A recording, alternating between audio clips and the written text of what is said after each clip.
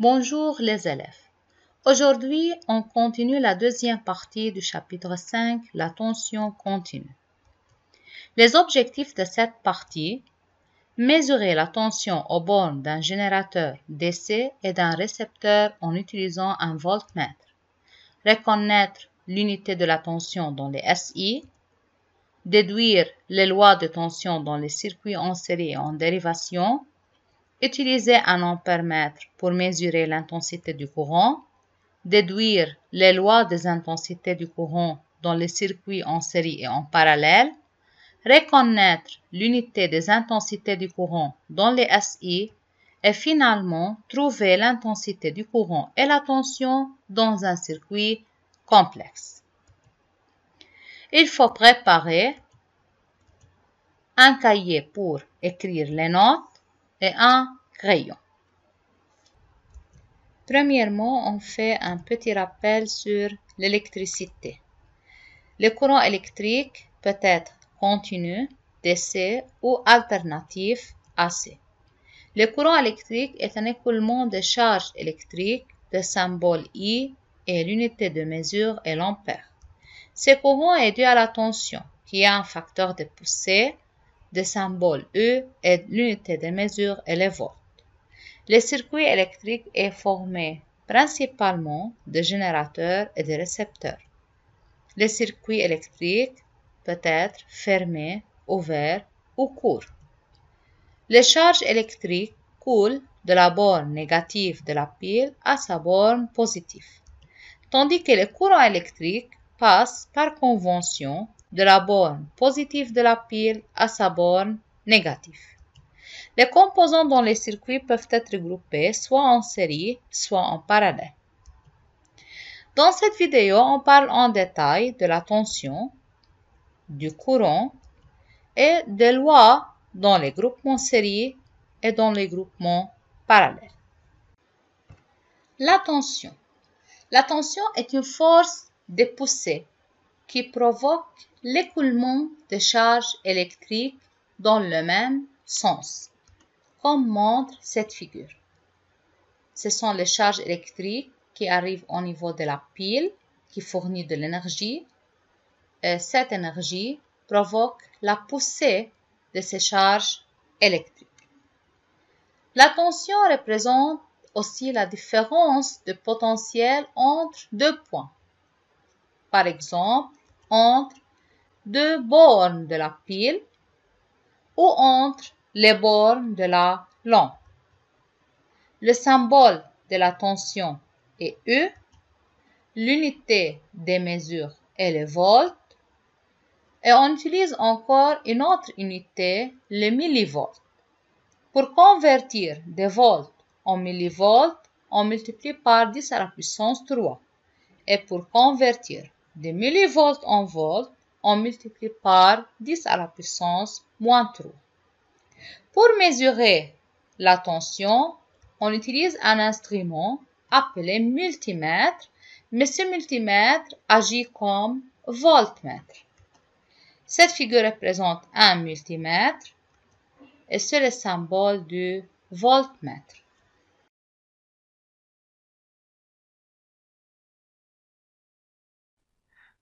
Bonjour, dans ce tutoriel, je vais vous expliquer comment utiliser un multimètre en voltmètre pour mesurer une tension. Supposons que l'on ait un circuit avec une pile, un interrupteur, une lampe et que l'on veuille mesurer la tension aux bornes de la lampe. On va utiliser pour ceci un multimètre branché en voltmètre. Ici, plusieurs possibilités.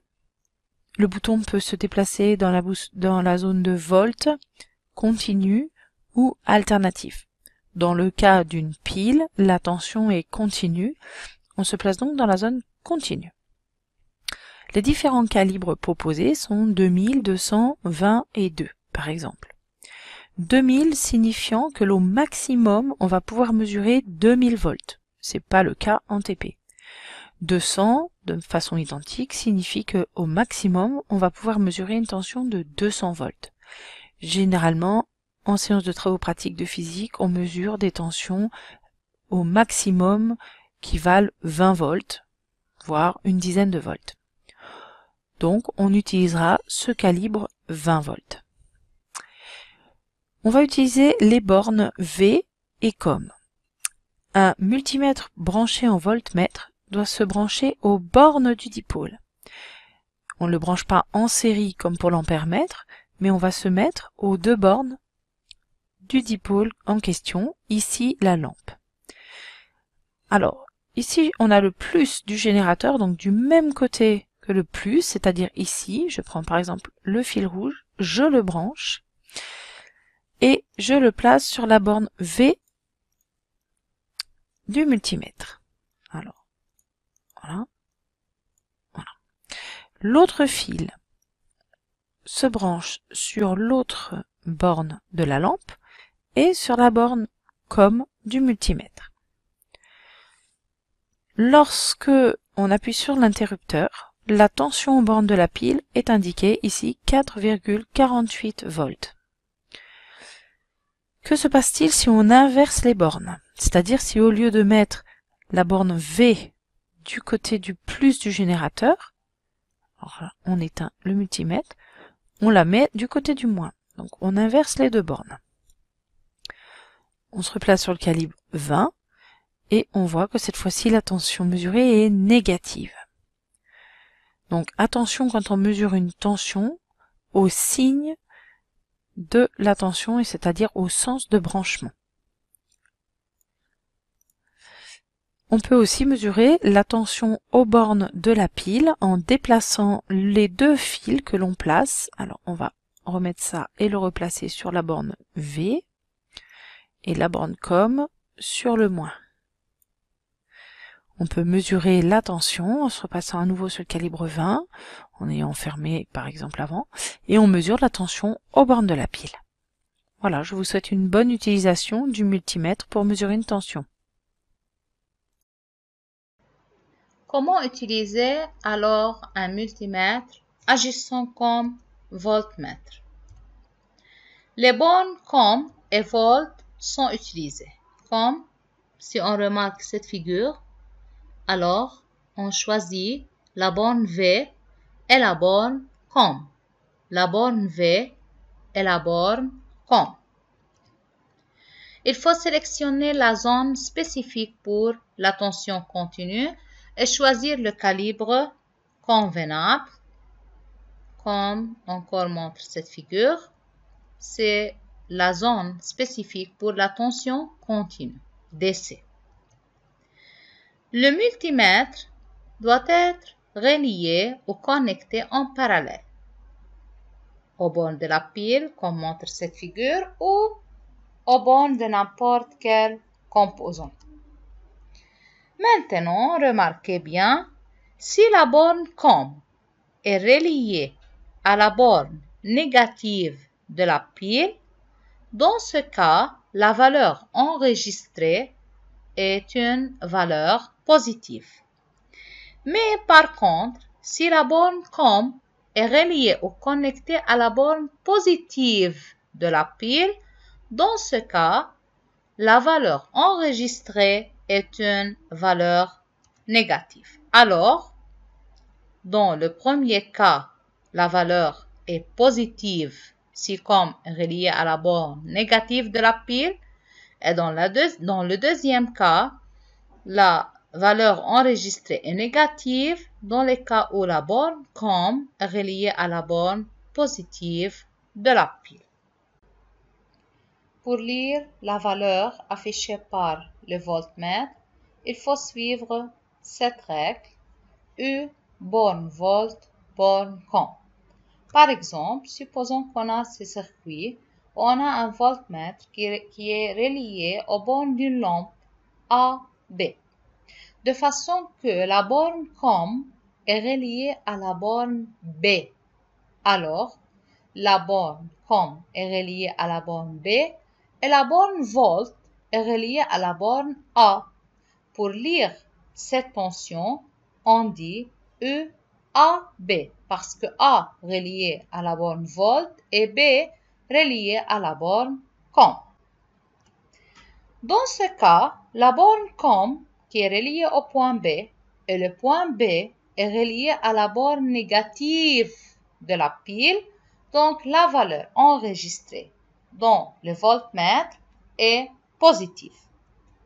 Mais si on convertit les bornes, c'est-à-dire que la borne COM sera connectée à la borne A, c'est-à-dire à la borne P positive de la pile, dans ce cas, la valeur enregistrée sur le voltmètre est une valeur négative, de façon que UAB est égal à moins UBA. Même valeur, mais la signe est négatif.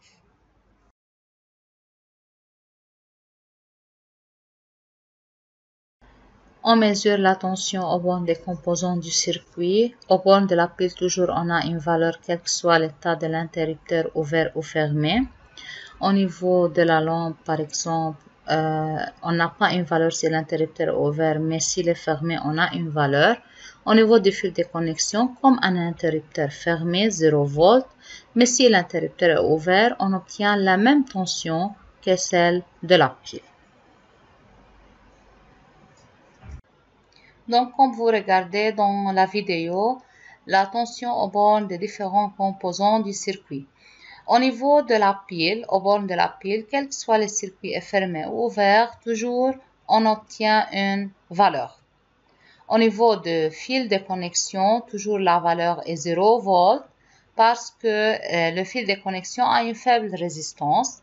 Au niveau de l'appareil, si le circuit est fermé, on a une valeur. Mais si le circuit est ouvert, la valeur est 0 parce que cet appareil n'est pas traversé par un courant électrique. Au niveau de l'interrupteur, si l'interrupteur est fermé, il est comme un fil de connexion, alors la valeur est nulle. Mais si l'interrupteur est ouvert, sa valeur est comme la pile.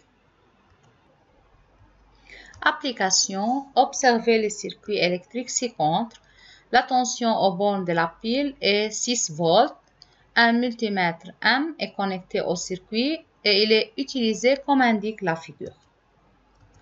Première question, identifiez les modes de fonctionnement exécutés par M. Si vous regardez la figure, M est connecté en parallèle aux bornes de la pile. Et dans cette figure, on choisit la section ou la zone V qui est spécifique pour la tension. Et ici, on utilise la borne V. Donc, ce multimètre est utilisé comme un voltmètre. La deuxième question. Quelle tension mesure le voltmètre? UPN ou UNP? Comme la règle qu'on a déjà étudiée, la tension est lue de façon U borne V, U borne COM. U borne V, U borne COM. Ici, dans cette figure, la borne COM est reliée à la borne P et la borne V, donc, est reliée à la borne N. Donc, si on suit la règle U borne volt, borne COM, donc la tension mesurée est UNP. Quelle doit être la valeur enregistrée par le voltmètre justifié? Ici, le voltmètre est relié aux bornes de la pile. Alors, il mesure la tension aux bornes de la pile, donc 6 volts. Mais la borne COM est reliée à la borne positive de la pile, donc la valeur enregistrée sur le voltmètre est une valeur négative, donc moins 6 volts.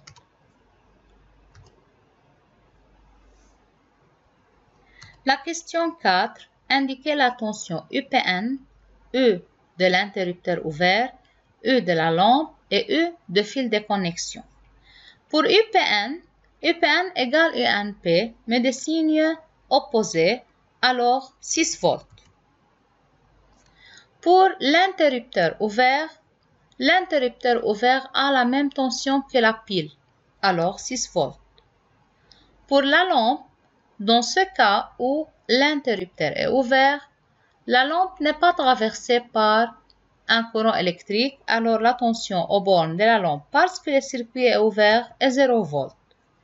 Pour les fils de connexion, le fil de connexion a une faible résistance, donc la tension aux bornes de ce fil est 0 volts.